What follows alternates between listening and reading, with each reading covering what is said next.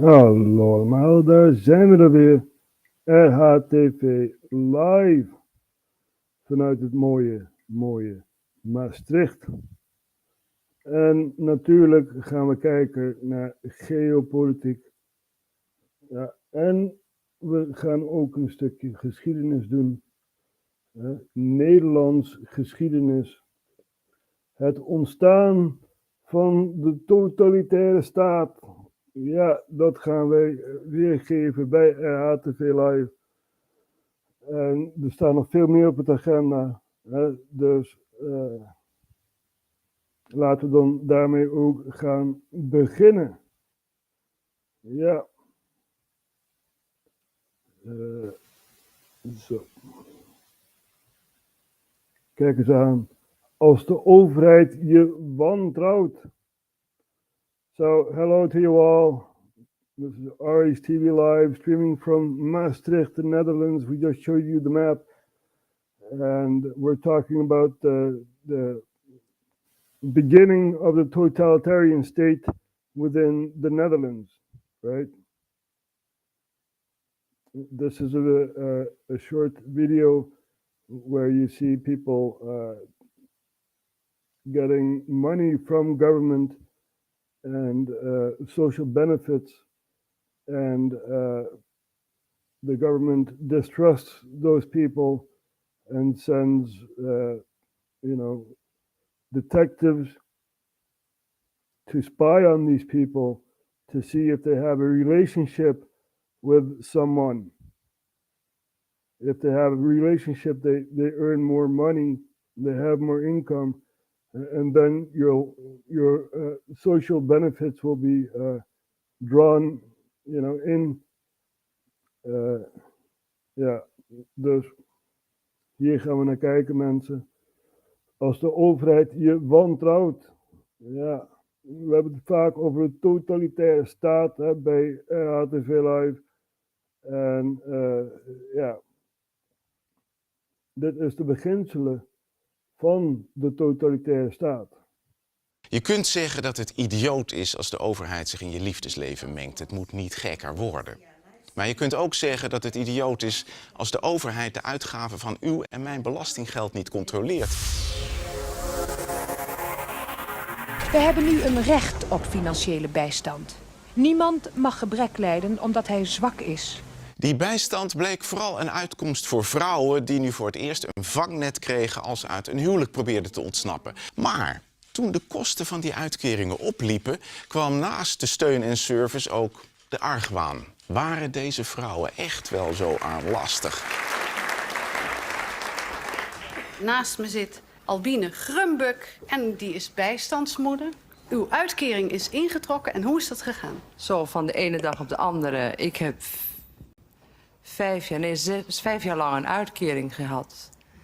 En in oktober is die plotsklaps ingetrokken. Corona Smitskam onderzoekt. So the woman you just saw had social benefits for 5 years, and then suddenly the benefits were withdrawn by government because they had this social detective spying on her, and they saw that she had a relationship with someone else.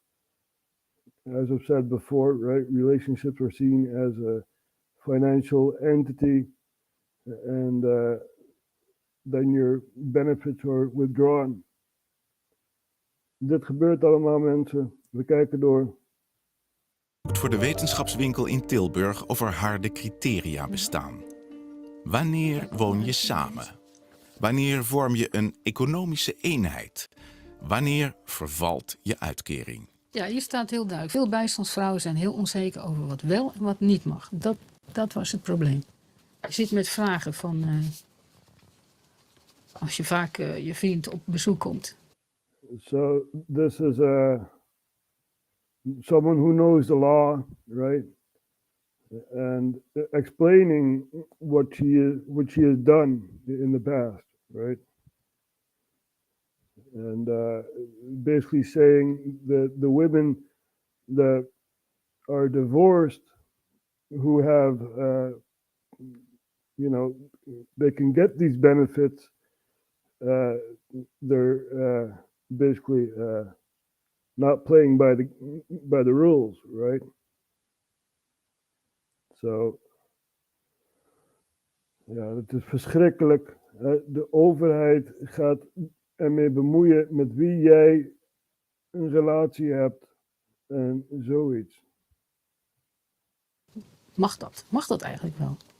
Het stond helemaal niet in de wet. Dus er stond geen definitie in de wet van wanneer leef je in een economische eenheid met iemand. En wat is dat belang daarvan, van het weten of er een economische eenheid Nou, is? dan kunnen ze van de ene dag op de andere toch hun uitkering kwijtraken. Misbruik en oneigenlijk gebruik van de sociale zekerheid zo fel als mogelijk is, bestreden zal moeten worden.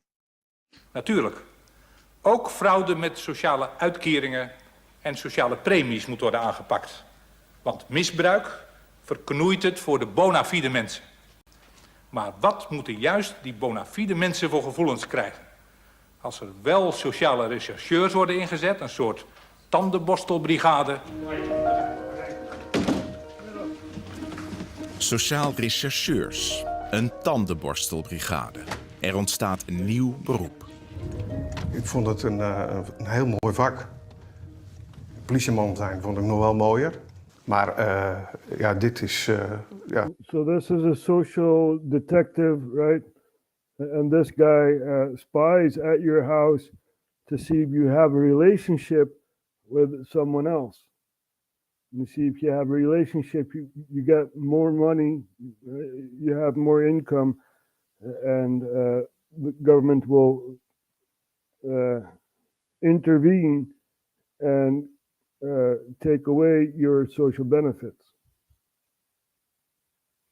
You see, the totalitarian state is amongst us. Ja, de totalitaire staat is hier. Ja, het begint hier. De overheid gaat kijken met wie jij een relatie hebt of met wie jij samenwoont en zoiets allemaal. Dat kan toch niet waar zijn? Hier is de overheid niet voor bestemd. Maar we kijken door. Het recherchewerk, dat voelde ik me als een vis in het water. Zo'n onderzoek begint in mijn situatie dan, dat je de opdracht krijgt om een onderzoek in te stellen. Op basis van wat? Er kan gebeld worden, ik zou zeggen, er kan geklikt worden. Dat heel veel gebeurt. De mensen die in het gemeentehuis werken in zo'n kleine gemeente, die zijn bekend. Die lopen ook wel eens op de markt en dan wordt ook wel eens gezegd van, je mag wel eens uitkijken naar die en die, noem maar eens wat. So this guy is saying, you know, small towns, everyone knows each other, and some people approach him and say, that guy over there, you know, maybe he's pulling your leg and stuff. So these are clues that he gets, you know. And then he makes a case. And yeah, you're living together. Ja, je woont samen. Economische bla bla. Hoe omschrijf je dat ook alweer? Nou ja, whatever. De overheid wil niet dat je een relatie hebt met de ander. Die wil je geïsoleerd zien. Ja. Dit is ook de reden waarom heel veel relaties in Nederland stuk lopen. Ja, we kunnen niet samenwonen. Ja, maar ik vind je wel leuk.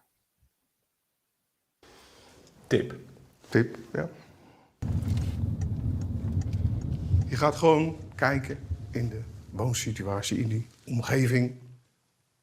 Waar woont iemand? Hoe is de woonsituatie vanaf de buitenkant? Want dan moet ik wel zeggen, dat is voor mij de grens, de buitenkant. En niet. So this guy is driving around, looking at houses and stuff like that. If there are double cars or whatever, you know, trying to find clues, you know, to take away your money that you get from government. It's really amazing. Het is echt onvoorstelbaar dat dit gebeurt allemaal. En ja, nogmaals, dat is de beginselen van een totalitaire staat. Deze gast kan net zo goed timmerman zijn. Of weet ik veel, die kan achter kassa staan. Of weet ik veel, andere beroepen gaan doen. Nee, hij moet de burger lastigvallen. En die wordt er rijkelijk voor betaald ook. En niet in de woning. De buitenkant. De buitenkant. Wat voor iedereen waarneembaar is. Alleen omdat ik erop let en het opschrijf in een relaas, stapelt zich dat natuurlijk. Het is natuurlijk niet zo dat je, als je iemand 1 keer aantreft, dat je dan spreekt over een samenwoning of een economische eenheid. Dan moet wel een stukje duurzaamheid in zitten. Hoe stel je dat vast? Door over een langere periode die waarnemingen te doen. Ik heb het rapport opgevraagd van de Sociaal rechercheur. En daar stonden dingen in waar ik in het begin om heb moeten huilen. Maar na de hand moest ik er toch wel om lachen. Want die man die bleek dus wel 3 maanden lang rond naar huis geslopen te hebben om te constateren dat er overhemden aan de lijn hingen. Dat mijn vriend een postbus opende en dat zijn brievenbus regelmatig geleegd was. So this is a woman who was spied upon by this social detective, right? And she asked for a report on the conclusions. And she needed to laugh and to cry, you know, and she's, her privacy is no more, right? In ieder geval, ik kreeg het gevoel dat ik in mijn privacy was aangetast. Nou, als je denkt van, nou, die is misschien wel iets, dan kan je de sociale recherche echt het veldonderzoek laten doen. Dat ze, Wat doen ze dan? Nou, dat ze er kunnen gaan posten, maar ze kunnen bijvoorbeeld ook 's morgens vroeg ineens op bezoek komen. So she knows the law, and specialist in the law. And she says, the social detectives, we can put them in, right? If we have someone on the radar that's potentially a fraud, you know, we can put these people in. Potentieel ben je dan een fraudeur. Ja, potentieel. We moeten eerst even gaan kijken. Hè. We moeten eerst even gaan bespieden. Ja, en dat een paar maanden lang. Hè. En dan hebben we een heel rapport over jou. En dan kunnen we eventueel je geld afpikken. Staan ze voor de deur. En dan? Of ze binnen mogen komen. En dat, ja, ze identificeren zich natuurlijk als sociale recherche. Ja, dan kan je wel zeggen van, dat wil ik niet. Maar ja, dan weet je dat het eind van je uitkering in zicht is. Waar lette u op als u binnen was? Ja, gewoon als je in woning binnenkomt. Wat hangt aan de kapstok? Gaat u naar boven? Nee. Ik ga niet naar boven. Als ik bij iemand in zijn huis ben, ben ik te gast. Dus dan kan ik alleen vragen van, u hebt daar nou zo'n mooi meubel. Wil u mij de binnenkant laten zien? Oké. Ja, zo gaat dat. Ja. Met eigenlijk dwang, zo kun je het wel zien. Hè, als er zo'n sociale rechercheur voorbij komt, dan is het een lichte vorm van dwang. Ja. Dan kan hij zeggen van, ja, ik wil wel even gaan kijken of er in jouw kasten zijn. Hè. Ik ga ze niet openen, dat moet je zelf gaan doen. Maar we willen wel even kijken wat er in de kast zit. Dit is de beginselen van een totalitaire staat, nogmaals. En dit zou eigenlijk niet mogen in een vrije samenleving. Het laadje, ga niet zelf opentrekken. Nooit. Geen kastdeur open doen, nooit. U vraagt dat? Ja. Of de mevrouw dat wil doen? Ja. Ze kunnen gaan kijken van, ziet het er hier nou uit alsof er een man hier woont? Dus wat slingert er hier allemaal rond? Dan in de slaapkamer kunnen ze gaan kijken van, staat een tweepersoonsbed? Zo ja, is hij aan 2 kanten beslapen. De kast kan open. Hé, daar hangen je stropdassen in de kast. Ik noem maar wat.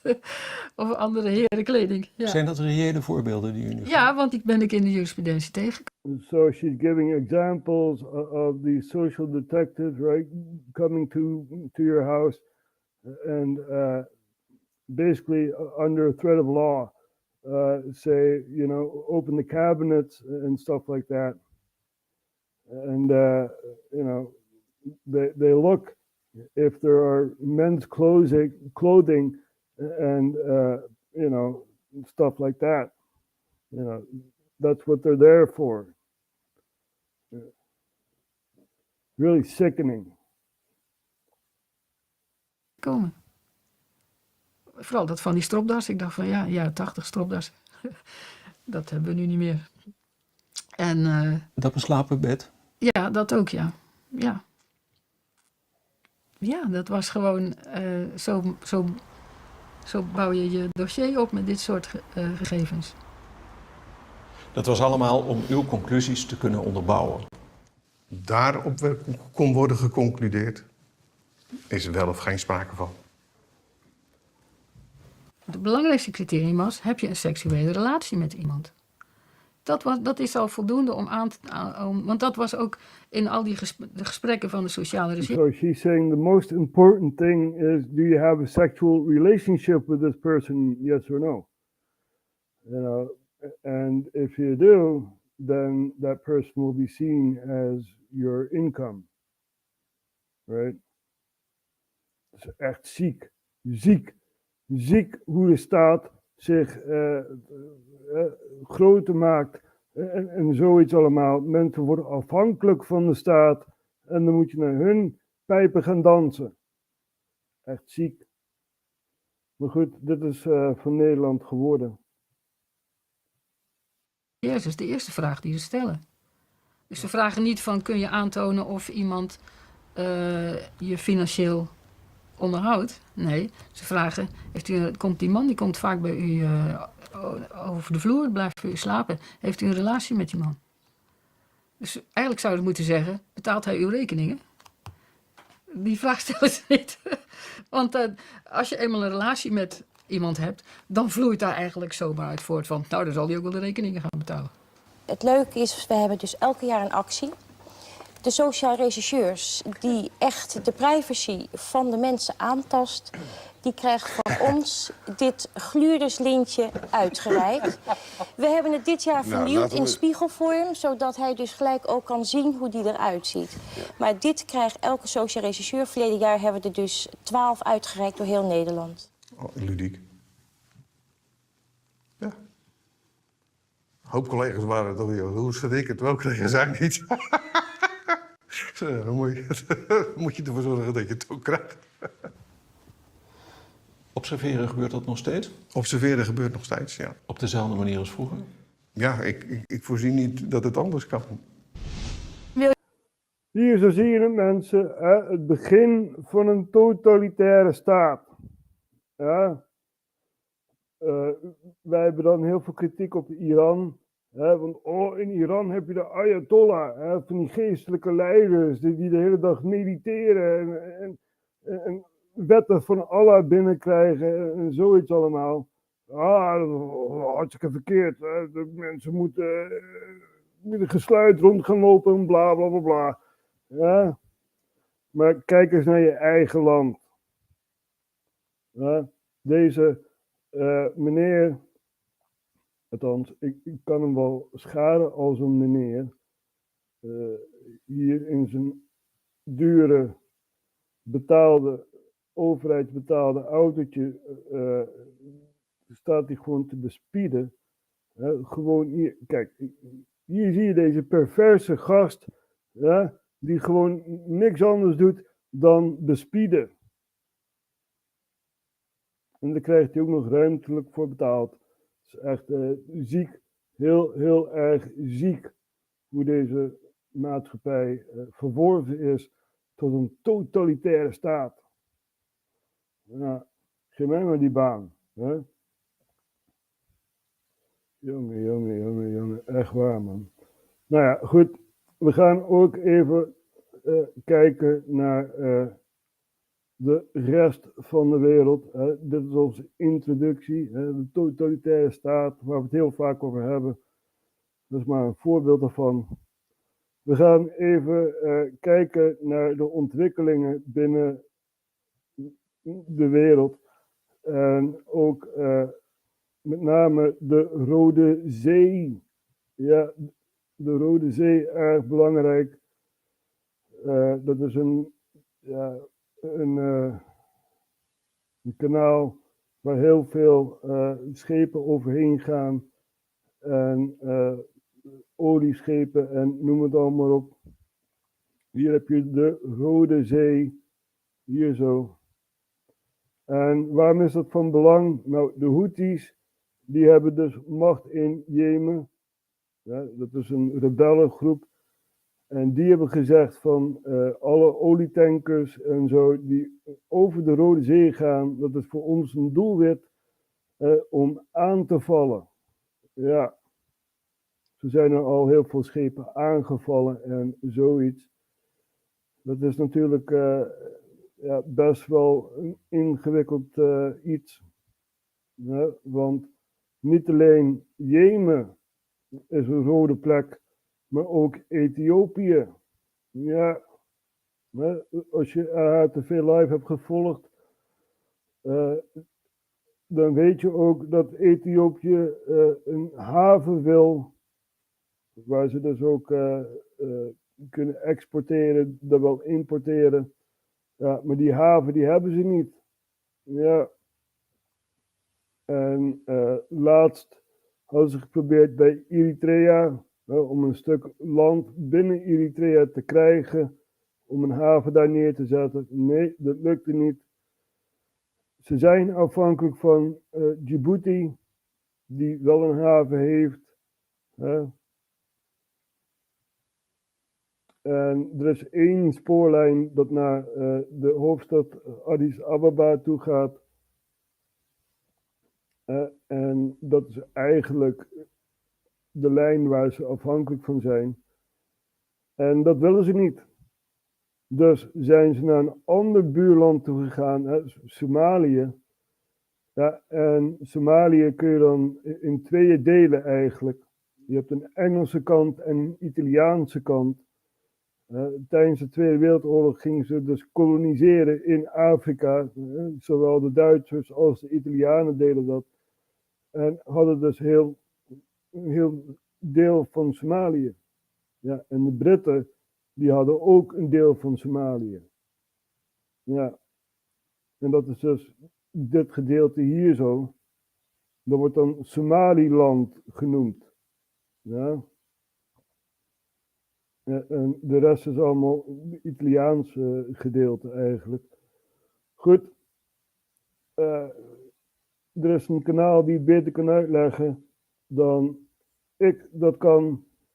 En we gaan even kijken naar TLDR, die het daar ook over heeft. Somalia rejects Ethiopia's Somaliland port deal. Ja, we hebben het zo net over gehad. So we're looking at the Red Sea, right?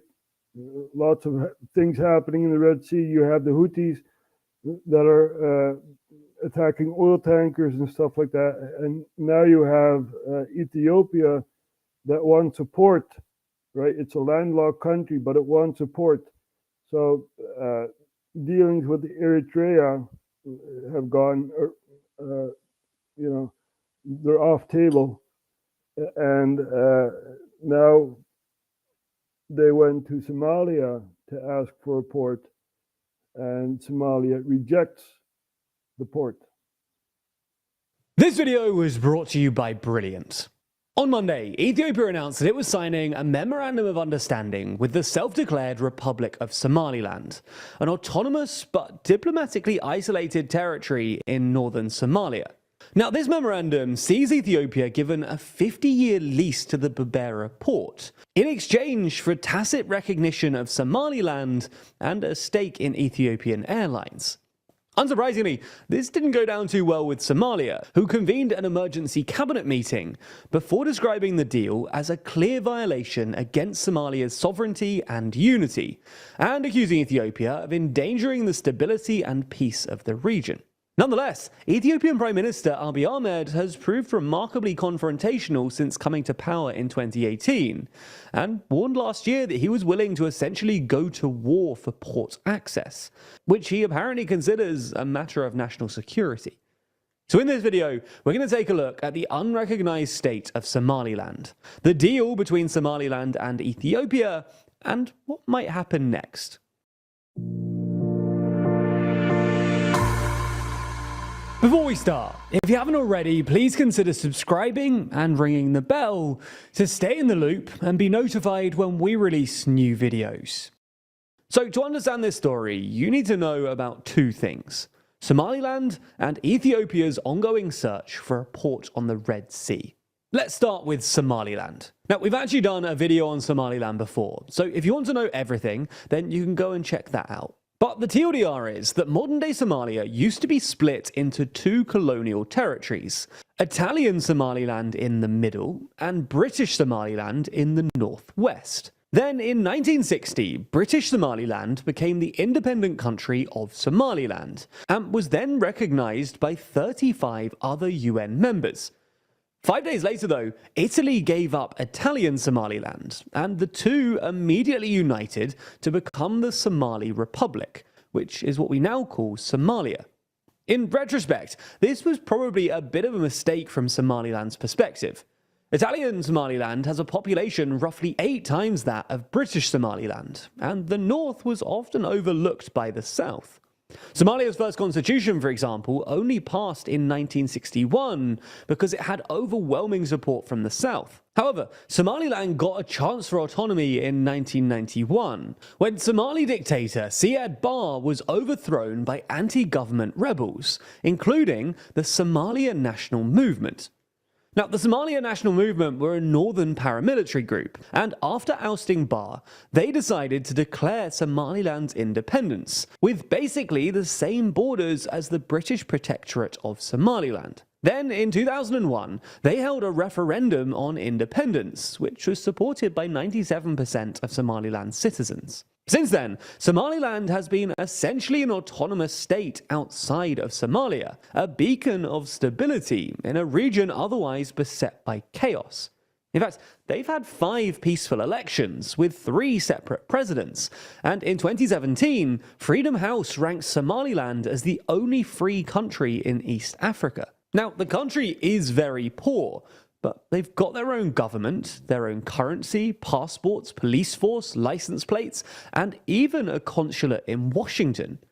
Unfortunately, despite this, Somaliland isn't recognized by either the UN or Somalia, who don't want to lose a significant fraction of their sovereign territory. Anyway, the other thing you need to know is about Ethiopia's ongoing pursuit for a Red Sea port. Again, we've done a video about this before, but the TLDR is that Ethiopia's political class has long been worried about the country's lack of port access, especially since Eritrea gained independence in 1993 and the Ethiopia-Eritrea War in 1998. Now, before 1993, Eritrea was a federalized part of Ethiopia, which meant that Ethiopia had access to the Red Sea, and the Assab port in the south of Eritrea accounted for something like 70% of all of Ethiopia's external trade. However, after Eritrea declared independence in 1993, Ethiopia became landlocked. Fortunately, though, relations were initially quite friendly, and Eritrea allowed Ethiopia to continue using its ports. However, the outbreak of war in 1998 over a disputed border region ruined these relationships, and Eritrea stopped allowing Ethiopia access to their ports. Ethiopia responded to this. He was talking about the Tigray War, right? You see this very weird-shaped border here?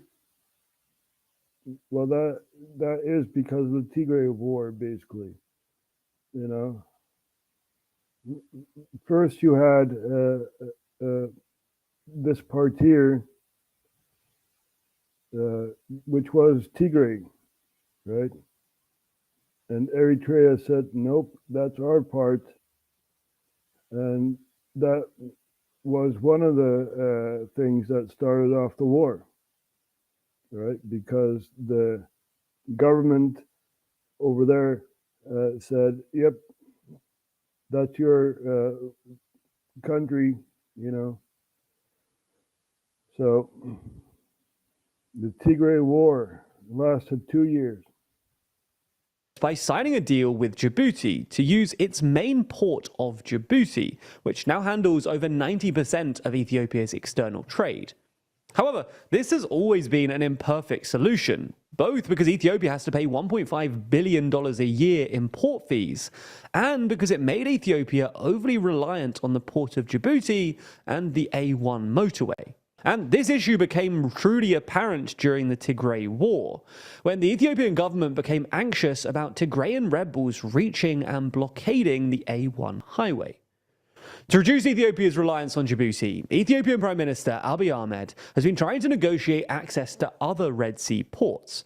In fact, his government is currently building a transport corridor to the Lamu port in Kenya, and restoring access to the Assab and Massawa ports was clearly a contributing factor to the peace deal that he signed with Eritrea in 2018.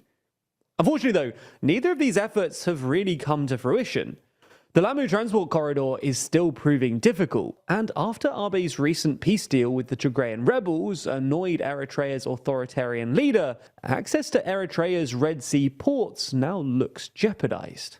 So, this is why, on Monday, Ethiopia and Somaliland announced that they'd signed an agreement granting Ethiopia a 50-year access lease to the Berbera port in western Somaliland. Now, this agreement gives Abiy the port access that he's been longing for, while also giving Somaliland at least tacit diplomatic recognition from the biggest country in the region, giving Somaliland a chance to truly begin overcoming its international isolation. Unsurprisingly though, this sparked a furious reaction from Somalia, which described the agreement as null and void, accused Ethiopia of blatant disregard for international norms, and withdrew its ambassador. So there's a lot happening in the world, right? And yeah, very interesting to keep our eyes on Ethiopia and the developing situation over there. So ja, erg interessant hoe dit gaat ontwikkelen.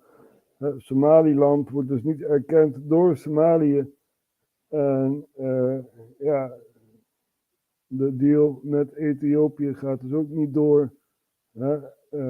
Zoals je gezien hebt, is er één spoorlijn vanuit Djibouti die naar Addis Ababa toe gaat. En dat werd dus gezien eigenlijk als een potentieel doelwit voor het Tigray-gebied, de rebellen en zoiets. Maar dat is gelukkig opgelost.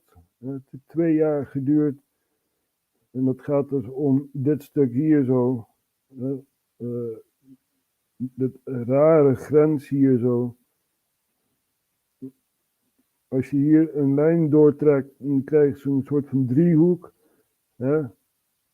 En ja, dat is toch best wel een groot stuk land. En dat was eerst van Ethiopië. Ethiopië wou dus een deal maken om toegang te krijgen tot een haven.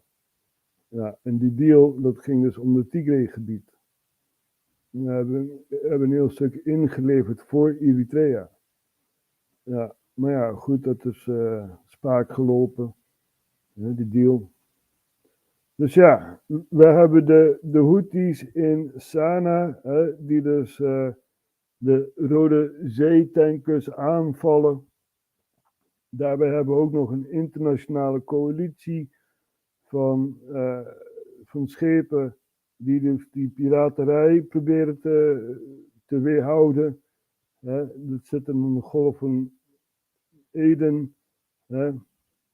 En er is ook een Iraanse vloot in de golf van Oman. Dus ja, dit kan alleen maar escaleren. Ja. Want de golf van Oman, dat eindigt ongeveer hier zo, bij de grens van Oman. Dus ja, ga er maar vanuit dat dit hele gebied toch wel Iraanse schepen rondvaren. En zoiets allemaal. Het zal me niet verbazen als er een schip ja, gaat zinken. Zo kennen we dus Patrick Clausen, die kennen we nog wel, hè. Ja, die had het over Iran en zoiets. En dat gaan we ook even opzoeken. Patrick Clausen. Zo. Die had het over een onderzeeboot die dan zinkt. En dat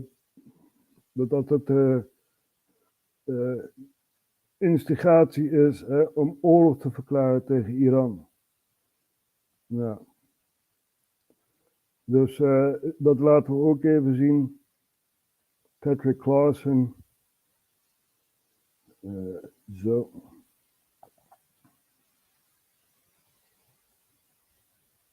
It would be best if somebody else started the war. Oh, we moeten even terug gaan spoelen. Hier zo. Will US pressure influence the supreme leader? Hebben ze het over de Ayatollah in Iran. Everything that said it's won. So we're not asking them to give up what they've announced as their goal. And that's a useful thing, both with the Iranian public and with the world public. We have to face the distinct possibility that our campaign of greater pressure on Iran will not influence the supreme leader. I mean, the supreme leader has good reason to believe that North Korea is a success and China is a failure. Because North Korea has sustained its revolutionary fervor through several generations of leadership, whereas the Chinese regime, while it's still in place, has lost its revolutionary fervor. Now, if that's the criteria by which he judges what constitutes success, the fact that North Koreans are starving and the Chinese are prosperous is not as important. And if that's the situation we face, we should find that out soon. Because in that situation, we are headed towards war. And we need to clarify that. I'm not sure that the Iranian leadership would agree with that judgment. I'm not even sure the supreme leader would make that judgment. But it is quite possible that he will. And if he does, we should know that soon. I frankly think that crisis initiation is really tough. And it's very hard for me to see how the United States president can get us to war with Iran. Which leads me to conclude that if, in fact, compromise is not coming, that the traditional way of America gets to war is what would be best for U.S. interests. Some people might think that Mr. Roosevelt wanted to get us into World War II, as David mentioned. You may recall we had to wait for Pearl Harbor. Some people might think Mr. Wilson wanted to get us into World War I. You may recall he had to wait for the Lusitania episode. Some people might think that Mr. Johnson wanted to send troops to Vietnam. You may recall we had to wait for the Gulf of Tonkin episode. We didn't go to war with Spain until the USS... The Gulf of Tonkin never happened, right? McNamara actually said, that was the defense minister back then, actually said the fog of war, right? It never happened. It was a propaganda thing, you know. Oh, the American soldiers are in the water and dead bodies, and it never happened. It never happened. Patrick Clausen is just stating the obvious, right? The inside jobs. America knew that they were being attacked by Japan, right? Because there was a Dutch submarine that gave intel that the Japanese were coming. Now that Dutch submarine was downed,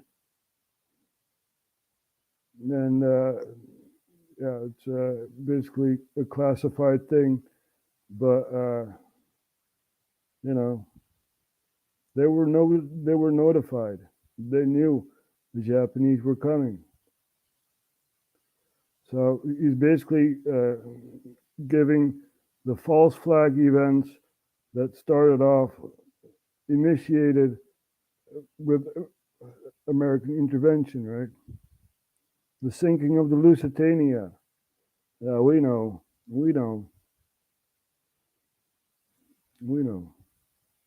Until the Maine exploded. And may I point out that Mr. Lincoln did not feel he could call out the Federal Army until Fort Sumter was attacked, which is why he ordered the commander at Fort Sumter to do exactly that thing which the South Carolinians had said would cause an attack. So if, in fact, the Iranians aren't going to compromise, it would be best if somebody else started the war. It would be best if someone else started the war, right? So when something happens, who can you blame? Very, very interesting.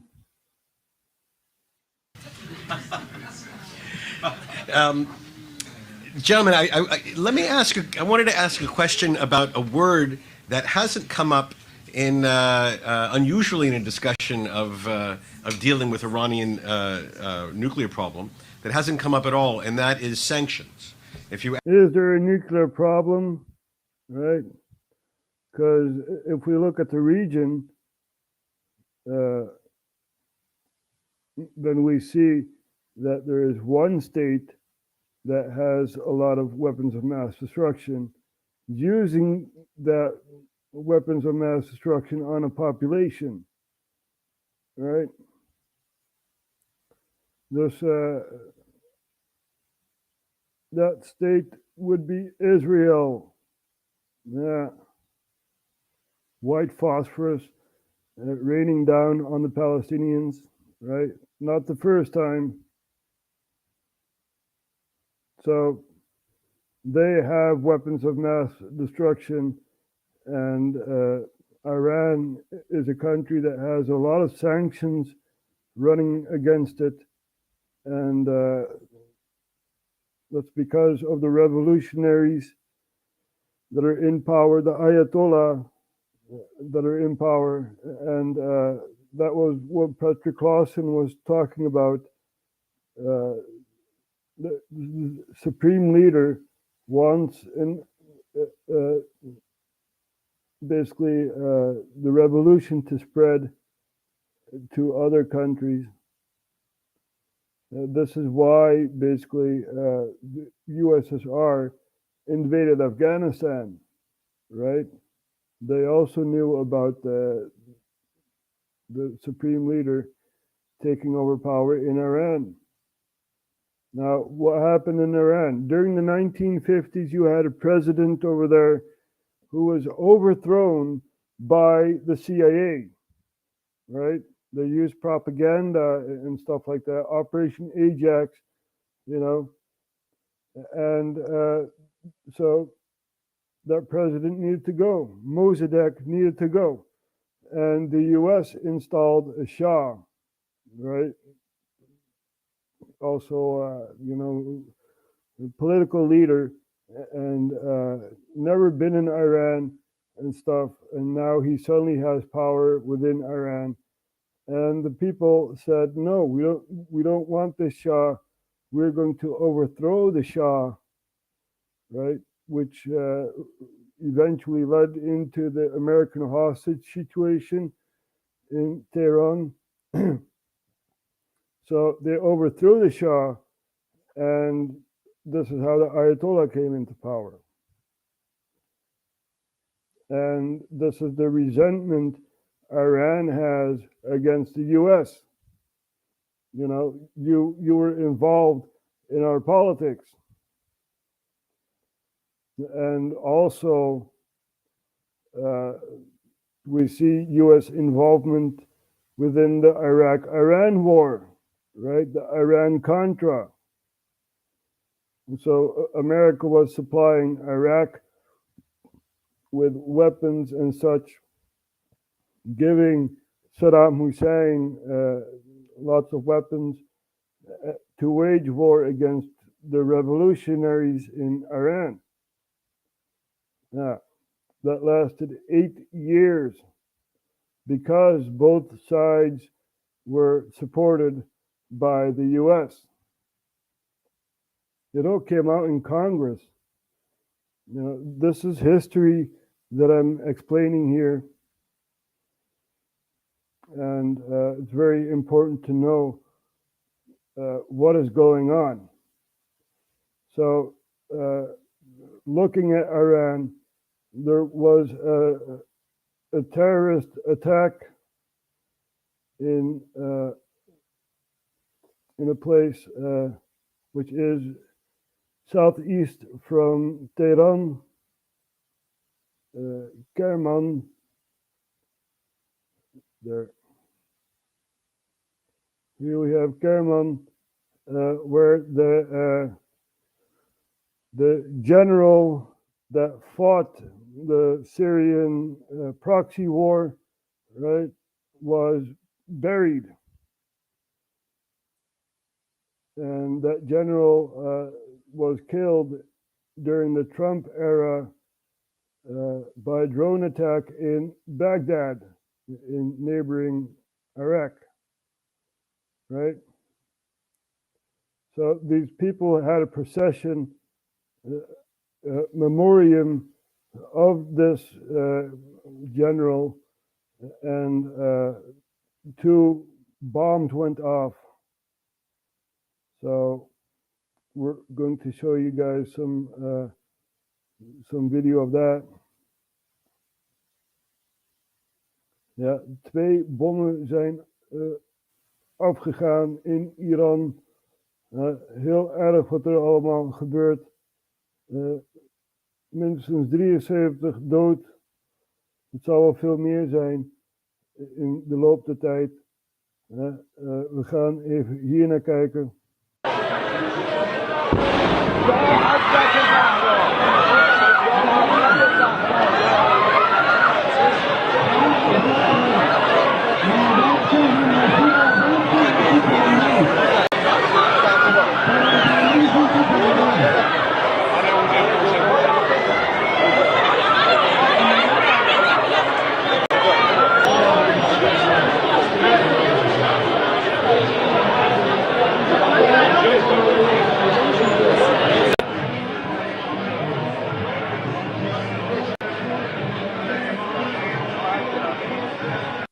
Kijken of er ook andere beelden zijn, want dit is toch wel erg irritant. Hè? Het is een hele witte balk hier zo. Thank you, New York Post, for censoring what is really happening, right? We have a white thing here where there's text in. We know. We gaan even hier naar kijken. Ambulances rushed to reach the wounded after 2 explosions ripped through a crowd of mourners in the city of Kerman in southeastern Iran. Video shows dozens of bodies with some bystanders trying to help survivors while others rush for safety. Tens of thousands of people had flocked to the burial site of one of Iran's most prominent military commanders, Qasem Soleimani. He was killed in a US missile strike in Iraq 4 years ago. Qasem Soleimani has been killed and his bloody rampage is now forever gone. In Lebanon, Hezbollah's leader praised Soleimani, calling him crucial to the so-called axis of resistance against Israel, and said his memory remains influential. Today, Qasem Soleimani is present in every aspect of this war, and what we are seeing today are the fruits of this great leader, the sacrifices he offered for over 20 years. No one has taken responsibility for the attack. Meanwhile, the US State Department has branded as ridiculous any suggestions that either it or Israel is responsible. But Iran's President Ibrahim Raisi is unequivocal, warning what he calls the Zionist entity that it'll pay a price for the Kerman bombings. speculation regarding who is responsible is rife. My personal gathering is that this has been Israel, this has been Mossad, definitely for me, it's completely clear. Considering the events in the last 10 days, the terrorist attacks, they started in Damascus, then in Beirut, now in Iran. Others urge caution until investigations are complete. ISIS have shown that it is willing to do that. Israel might have wanted to move and escalate against Iran to force it to do something that might escalate things and drag the United States against Iran. Iran's government declared Thursday a day of mourning, promising that the country's reaction will be swift and overwhelming. Mike Lappel, Al Jazeera. Now, do you guys remember what Patrick Clausen said about intervening in Iran? Let someone else do it, right? Let someone else do it. So that's what that's what we see happening in Iran. And this is very, very important to know. These are the ripple effects of the Gaza intervention, right, which Israel is still doing.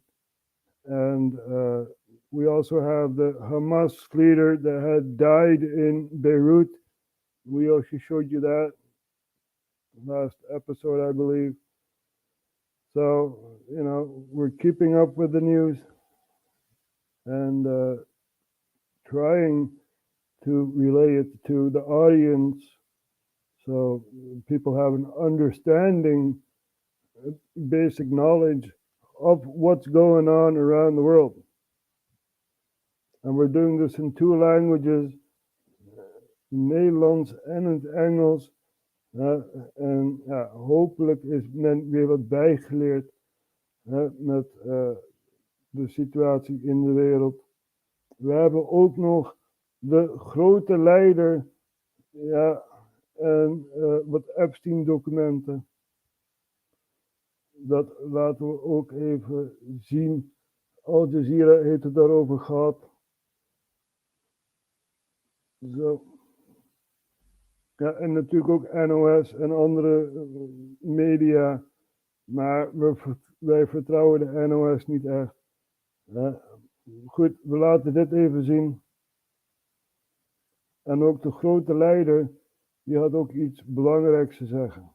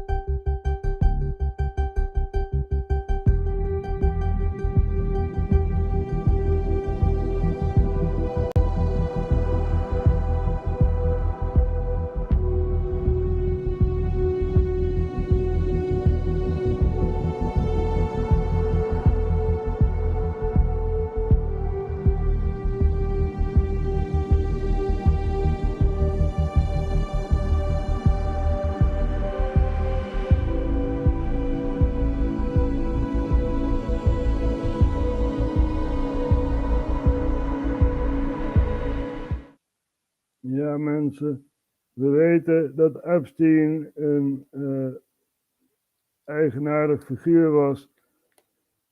En ja, volgens de FBI was hij dus met kinderporno en zulke dingen bezig. Ja. Hij was ook informant en noem het allemaal op. Dus een persoon kan toch een bijzonder leven leiden. En ja, we weten niet hoe het allemaal verlopen is op Epsteins eiland. Dat weten we nog maar het begin van. De documenten komen nu pas vrij van mensen die de slachtoffer zijn en dealings hebben gehad met Epstein en zoiets allemaal. Dus 2024 belooft wat te worden qua waarheid. Want ja, dit was ooit werd het gezien als een complottheorie. Ooit werd het gezien als een complottheorie. Er werd gezegd, niks aan de hand met die Epstein, joh. Niks aan de hand. Nee. Ja, en nu komt er dus heel veel informatie vrij. En er blijft maar dingen toestromen. Dus ja, we zullen zien in wat voor proces dit zich gaat verkeren. Donald Trump is ook op Epsteins vliegtuig geweest, de Lolita Express. 2 keer gevlogen volgens mij of zoiets. En dat is ook schimmig, laten we het zo stellen. En ja, Trump had toch moeten weten dat Epstein toch wel rare dingen deed. Ja. Maar ja, goed. We hebben ook nog de grote leider. En wie is dat dan ook alweer? Iedereen waant zich als leider. Maar er is eentje die waant zich als God. En ja, er is ook een hele populatie die hem ziet als God. Ja. Dat is namelijk Noord-Korea. Ja, North Korea, right? The supreme leader in North Korea had said there is no path to diplomacy with South Korea. There's only one path, the path to war, right? So if we look at the Korean Peninsula, we're going to put that on the map.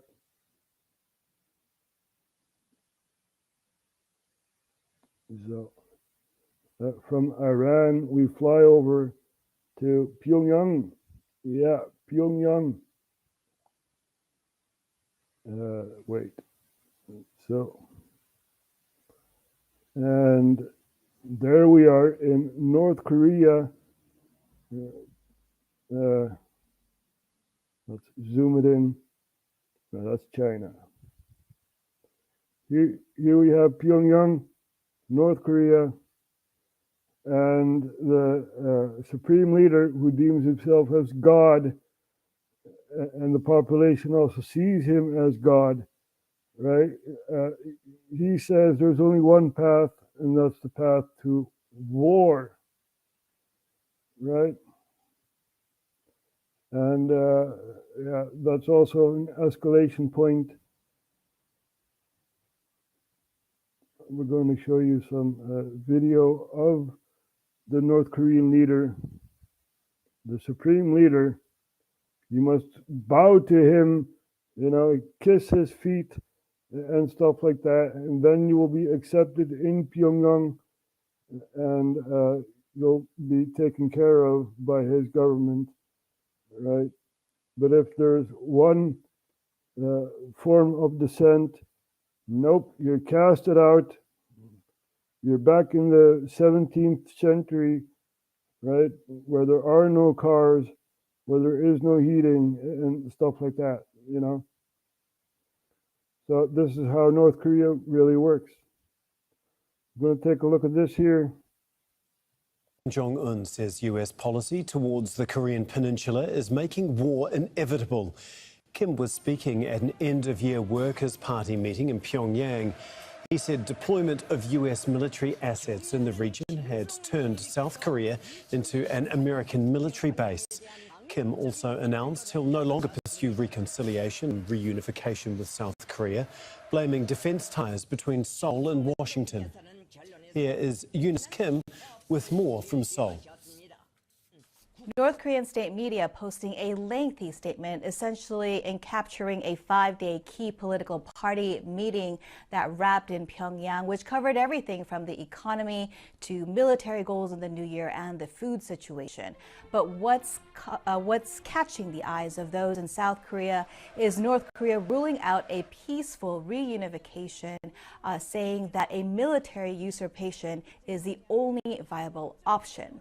Now, Kim Jong-un, the leader of North Korea, is quoted as characterizing the nature of relations between South and North Korea as no longer that of kin or of blood, but of two hostile countries, two belligerents at war. Also saying Seoul is a colonized state under Washington, reliant for its security and national defense. KCNA also signaling 3 new satellite launches in 2024, drone production, and other preparation for what it views as inevitable war on the peninsula. Now, since the Korean peninsula was divided some 7 decades ago, there's been various scenarios put on the table for a peaceful reunification. But since denuclearization talks in 2019 broke down under then U.S. President Donald Trump and leader Kim Jong-un in Hanoi, communications have basically also been at a halt with Seoul, with Pyongyang. And we're also seeing signs of North Korea tightening its grip on North Koreans accessing any outside South Korean dramas, for example, content, passing out death sentences for watching that. So with this morning's announcement, it appears that North Korea is further solidifying and formalizing its distance and detachment from South Korea. Eunice Kim, Al Jazeera, Seoul. Well, I'm joined now by In-bom Chan, a former South Korean Special Forces commander who is live for us from Seoul. Thank you very much, sir, for being on Al Jazeera. First of all, as we heard there, Kim's warned war is inevitable and ordered the military to prepare accordingly. I mean, how concerning is this, or is it just pure posturing from Kim at this point? Well, from what I've seen, from my experience, North Korea is not new to harsh words and rhetoric. But it is quite concerning that Kim Jong-un himself has made these very strong and harsh comments. So it's unavoidable that the tensions on the Korean Peninsula will be a little bit more high than usual. Yep, we're watching North Korea and South Korea. We know that some sanctions have been uplifted, right? Like the no-fly zone. There was a no-fly zone over the peninsula, and North and South Korea couldn't fly over each other. They could do international flights like to China or other places, but not on the peninsula. And that has been withdrawn. That's off the table. So now, South Korean flights can fly over North Korea, and you don't know if Pyongyang sees that as an enemy or not, right? So that is happening in the peninsula, and that is all because basically of the Chinese Revolution. If you go way back, right? The Chinese supported the north of Korea, and the Westerners supported South Korea, and nothing has happened since then. There is a very big border, the demilitarized zone, right, where Trump had passed the border, the DMZ. So there is that, but how long will that last when the supreme leader, the God of North Korea, says there's only one path, and that path is the path of war. Now, don't underestimate these people. When you're born, basically, you go into service, right? The military service, and you grow up, making guns and stuff like that. So this is, education in North Korea. So these people know how to fight, but they never fought a war. And, who knows which way the wind will blow, right, when it comes to the Korean Peninsula. So we have drawn out many pressure points in the world, right? North and South Korea is one. We have the Red Sea. We have Iran as a pressure point. Who knows? Maybe they're going to be involved in one way or another against Israel, right? We have Lebanon, Hezbollah, an Iranian proxy, basically just like the Houthis in Yemen. So they are indirectly involved. And, who knows how this situation will escalate. We also looked at Ethiopia, right? Trying to find a port.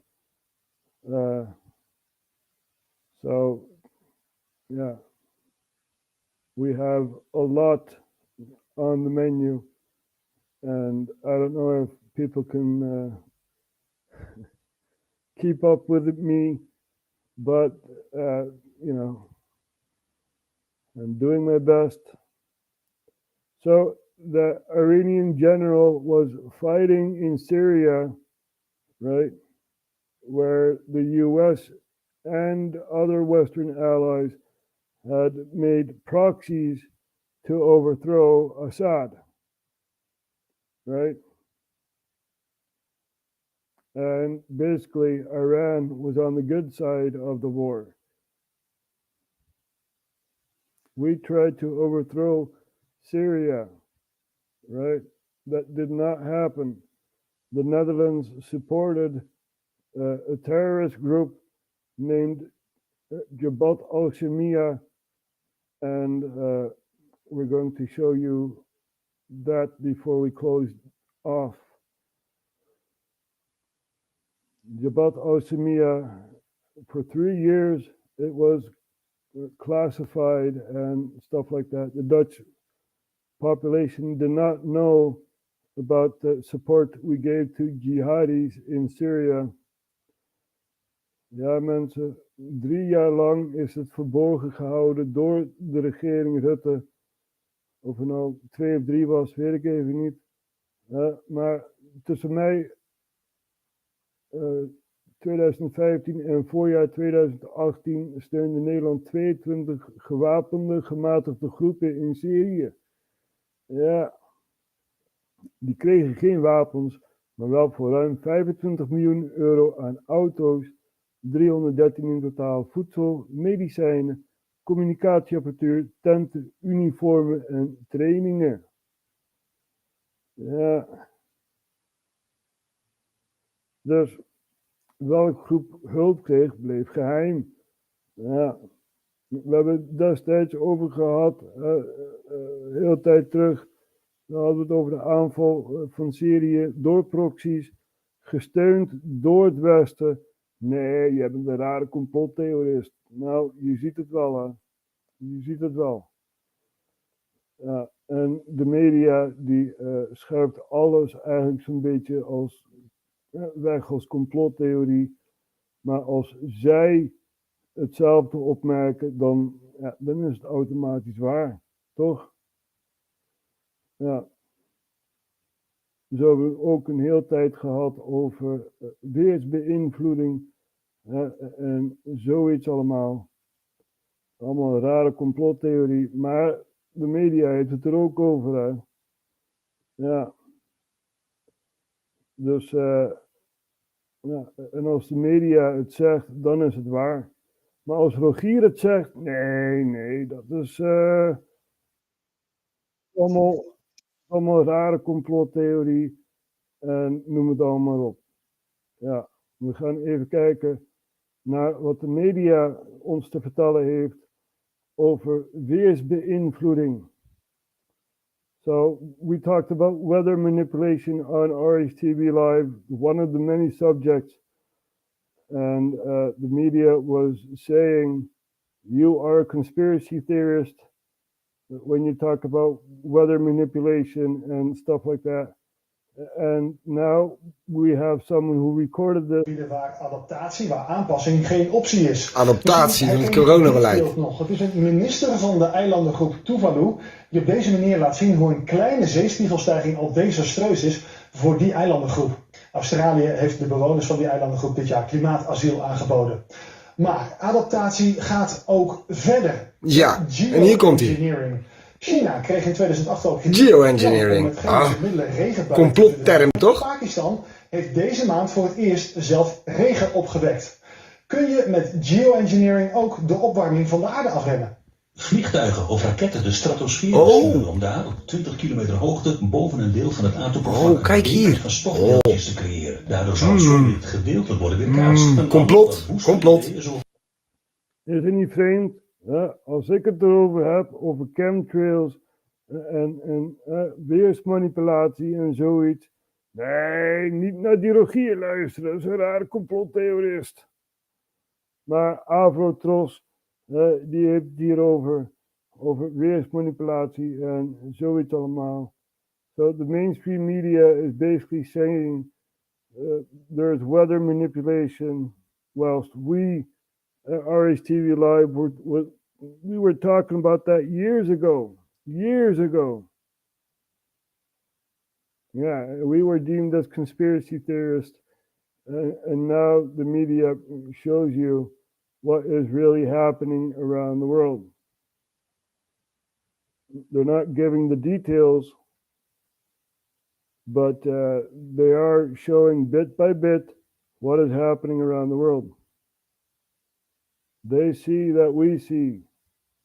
You know, there are enough people recording the lines in the sky and, asking questions.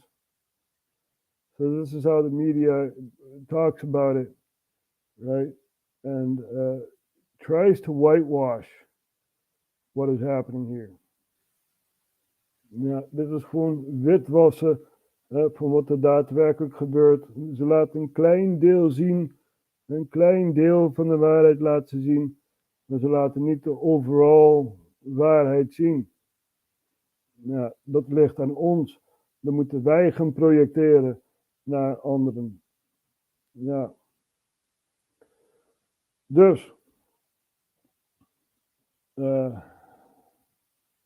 hebben alweer heel wat gezegd. We said a lot of stuff in two languages. And we're at the end of the broadcast. I hope you enjoyed the broadcast. Of course, we have Ollie the Octopus closing off with they're going to get you. Who knows? Who knows? So we're going to show you that. So, yep, Ollie the Octopus, they're going to get you.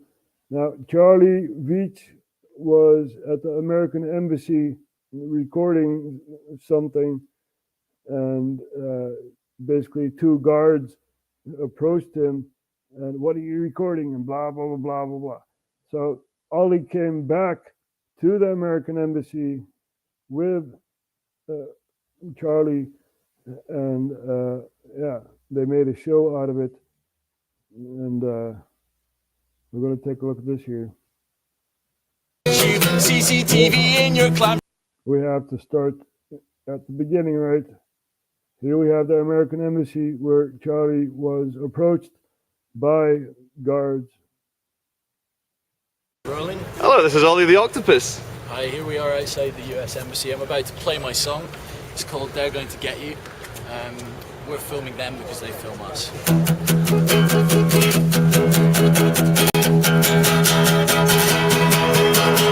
If you don't renew your tax disc, you'll be driving at your own risk. They're going to get you, they're going to get you. They can use their Jedi mind tricks, psychometric biometrics. They're going to get you, they're going to get you. CCTV in your clamshell turning in the grave of Orwell. They're going to get you, they're going to get you. DNA no longer your own because they've mapped out your genome. Be careful what you say when you're on the phone, because they know where you live, them, and when you're on your own.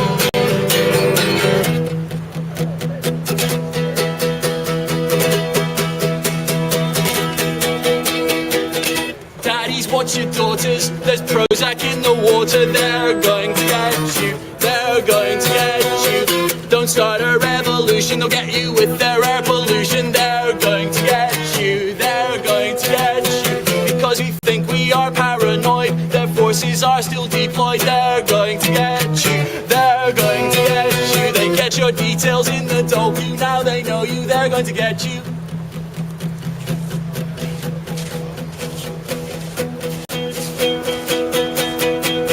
Careful what you say when you're on the phone, because they know where you live, and when you're on your own, on your own, on your own, on your own, on your own, on your own.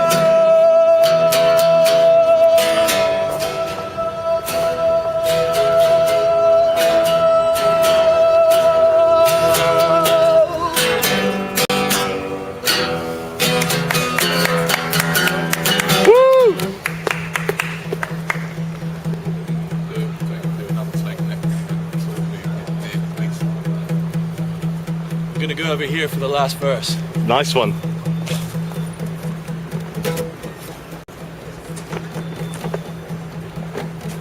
Good afternoon.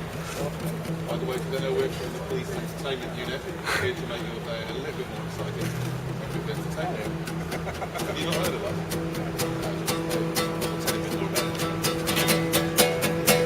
They'll look you up for them, it's not hard, so look your best on your ID card. They're going to get you, they're going to get you. They can make your life live in hell if you even mention Roswell. They're going to get you, they're going to get you. You can join in if you want. They're going to get you, they're going to get you. They're going to get you, they're going to get you. They're going to get you, they're going to get you. Be careful what you say when you're on the phone, because they know where you live, and when you're on your own.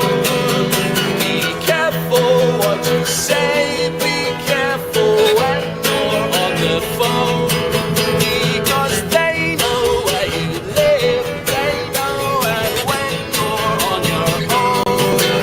Be careful what you say when you're on the phone, because they know where you live, when you're on your own, on your own, on your own, on your own, on your own, on your